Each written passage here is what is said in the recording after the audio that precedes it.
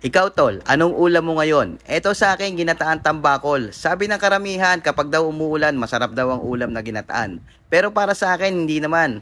Kahit hindi umuulan, kahit mainit ang panahon, basta dadamihan mo ang silip. Pagkatapos pagmamantikain mo sa sarili niyang gata, panigurado ako, sira na naman ang diet mo. Kung paborito mo tol, ang ganitong klase ng ulam, para sa'yo ang bidyong ito. Tara, umpisa na natin magluto. Nagsangkot siya lang ako tol ng 50 pesos na karne ng baboy.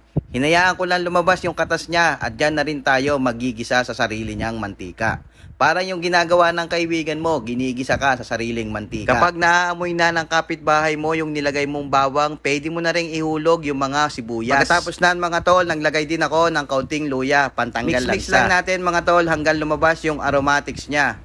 At pagkatapos niya mga tol, ilalagay na natin yung tambakol alphabetically. Kitang-kita mo naman tol ang mata ng tambakol. Nakasulyap sa'yo hanggang sa panonood mo. Ibig sabihin ng tol, nakasulyap yan sa'yo habang nanonood ka kung tatapusin mo ang bidyong ito. At pagkatapos na mga tol, maglalagay lang tayo ng 300 piraso ng paminta. At isusunod na rin natin ang 200 piraso ng asin. Tantiameter lang ang ginawa ko dito tol. Depende pa rin sa status ng kidney mo. Maglalagay na tayo ng konting sili lang mga tol. Depende pa rin sa lasa na gusto mo. Pwede mong damihan, bahala ka na. At kapag malagkit nang tumingin sa'yo ang mata ng tambakol, pwede mo nang sukaan yan. At pagkatapos natin lagyan ng suka, maglalagay lang ako ng 1 basong tubig. Pakukuluan lang natin mga tol ng ilang minuto hanggang sa maluto ang ating tambakol. At pagkatapos nga ng 25 minutes mga tol, ganyan na magiging itsura niyan. Kung tutuusin nga mga tol, pwede na nating ulamin yan. Pero hindi lang yon ang gagawin natin. Meron pa tayong mas masarap na gagawin. Kaya abangan mo itong gagawin ko tol. Ayan na mga tol, eto na yung ganap na mangyayari. Paliliguan na natin sa gata itong tambakol na nabili natin.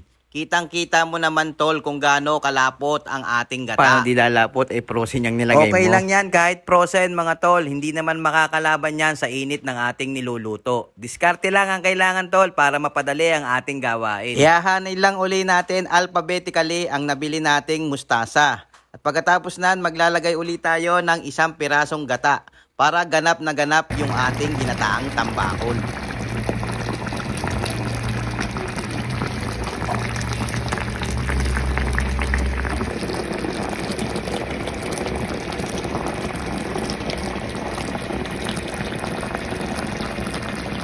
Ayan na mga tol, finished product na ang ating ginataang tambakol.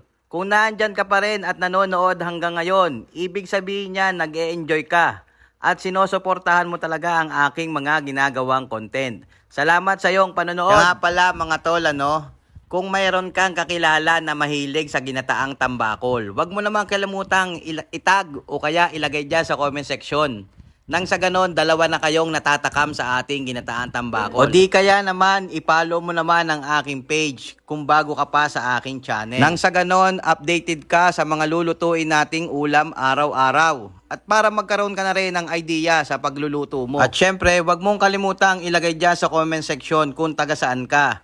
Nang sa ganon, malaman ko naman kung hanggang saan umabot ang ating video. Hanggang dito na lamang muna mga tol ang ating video. Salamat sa inyong panonood at sa walang sawang suporta. Hanggang sa muli, paalam!